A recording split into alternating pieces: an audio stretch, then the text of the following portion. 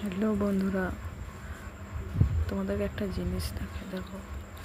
এই যে দেখছো, আমার বাড়িতে দুটো পাখি আছে। এইটি একটি, আরেকটা আছে, ওকে দেখা যাচ্ছে না, ওপরে বসে আছে। তো ওই পাখিটি একটা ডিম পেড়েছিল আজকে। সেই ডিমটি এই পাখিটি খেয়ে ফেলেছে। কীরকমভাবে খাচ্ছে দেখো পাখিটা এই ডিমটাকে।